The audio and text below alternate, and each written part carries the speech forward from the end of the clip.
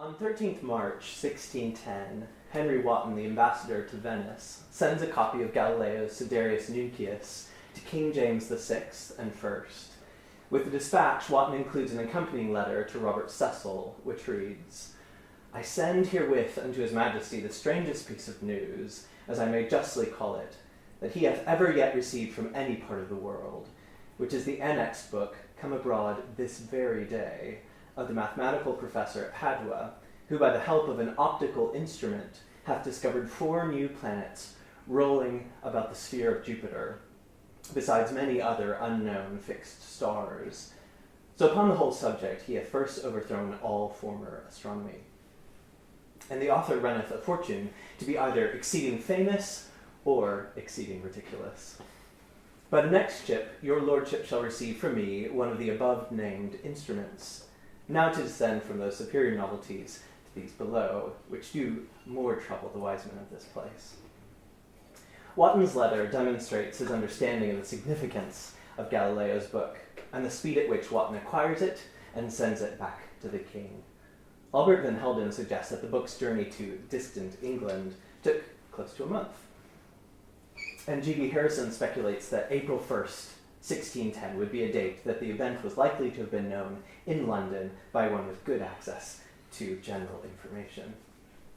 Epistolary episodes like this offer a glimpse into the speed of transmission of astronomical material and subsequently the absorption of these ideas presented into social consciousness.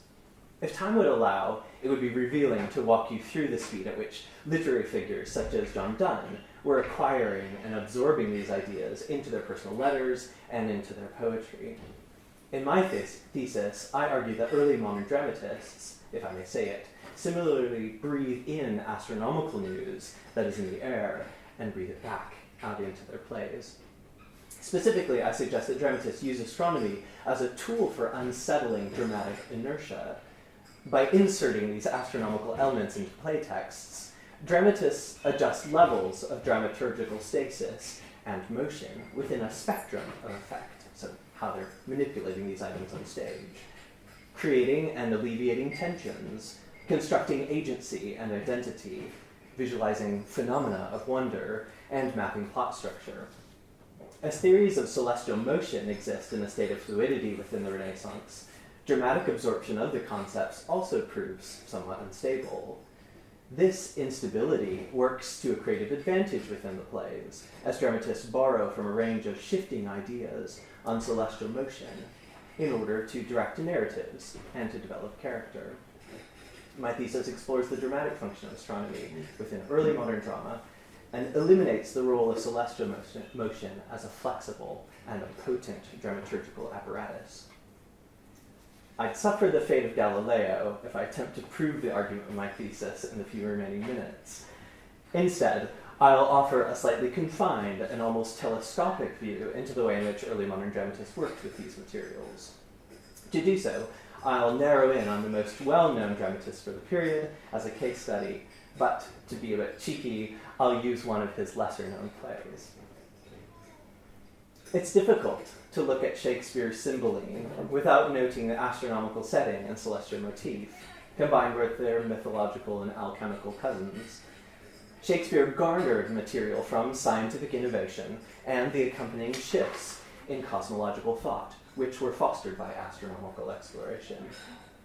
While he employs cutting-edge concepts of orbital motifs and patterning, he conflates the antiquated and the novel. I'll first demonstrate the older framework, and then I'll finish with the newer, and they'll be very brief, glowing bits. Near the end of the play, in Act 5, Scene 5, Shakespeare situates Jupiter in an older cosmological architecture, one that includes the celestial spheres, which were just beyond what was considered the realm of the fixed stars. In the rare triumphs of love and fortune, the only recognized source for Cymbeline, which includes Jupiter as a character, Mercury mentions that Jupiter restless rules in his continual sphere, whereby all things in perfect course abide.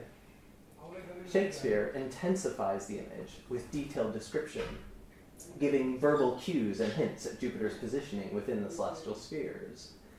The mythical god descends from a commonly held place in the decaying celestial model, clearly demarcated in the chart from Peter Apian's Cosmographia. And if you've been to the Marks of Genius exhibit at the New Bodleian, or the Weston Library as it's now called, you'll see Peter Apian's Cosmographia, and it's absolutely beautiful. Where heavenly bodies are placed within rings with the earth as the center, so the earth and then all these concentric rings that move outward. Beyond the ring or sphere of the fixed stars exist three outermost spheres: the crystalline heavens, the primum mobile, and the empyrean. Today, we'll look solely at the crystalline.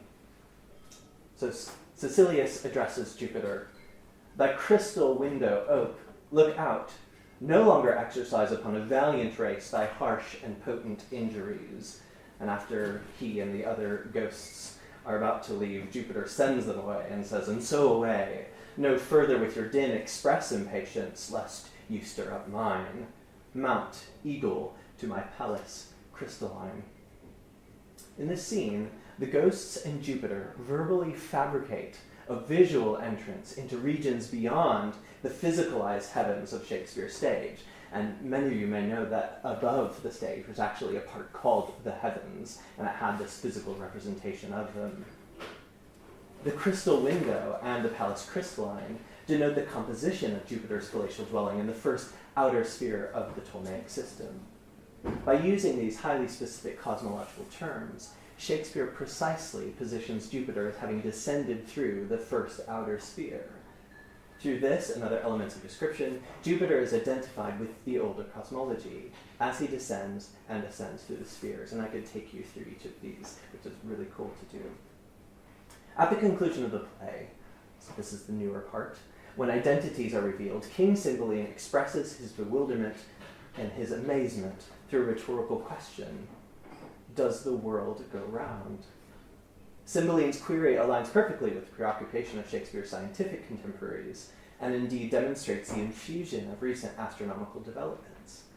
In Astronomia Noah, Kepler introduces some truly earth-shaking theories, waking up a motionless Earth to turn and go round. Although Copernicus had made statements years before, Kepler's treatise and Galileo's announcement turned the corner for the new natural philosophy. Still in theoretical form, Kepler formulaically puts forward his radical conclusion when he boldly states, unless we are to be forced to admit the absurd conclusion that the sun is moved by the earth, we must allow the sun to be fixed and the earth to move. Yet Cymbeline, as a fictional, albeit historical monarch, quite unlike Kepler or Galileo, isn't posing his query as a theorem to investigate. Cymbeline's referencing of the concept of a spinning earth is an exclamatory response and byproduct of his disbelief and dumbfoundedness, not one of certainty about the true nature of the world's fixedness or rotation. As Elizabeth Spiller notes, after Copernicus, new work in astronomy seemed not so much to reveal new truths as it did create new doubts about old certainties. Shakespeare uses, then, this new-founded doubt and exploits it.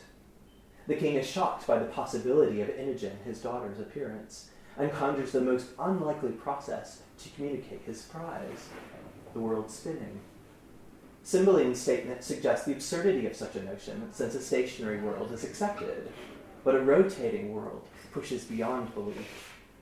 It is an idea which was ready to mind the movement of the earth versus the static fixedness of the Aristotelian model. Shakespeare, as in his employment of other disciplines, borrows from the raw materials of current and antiquated topi for his dramatic creation.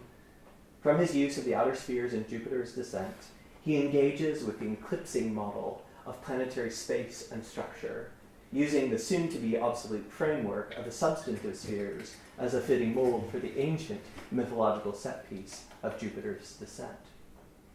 Through his employment of the Earth's motion, on the other hand, Shakespeare turns the world of Cymbeline in measured step with the surfacing natural philosophy. Though not a natural philosopher himself, Shakespeare only had to listen to the evident societal buzz that moved from astronomer to emissaries to kings to earls and to poets to hear the nascent orbital revolution spinning round him. He entered the orbit not as an astronomer producing the latest theories of planetary motion or a mathematician wielding the latest technological telescopic tools, but as a dramatist, employing the material of popular science to create a play with a galaxy of its own. Does the world turn round? Shakespeare's world was beginning to do so.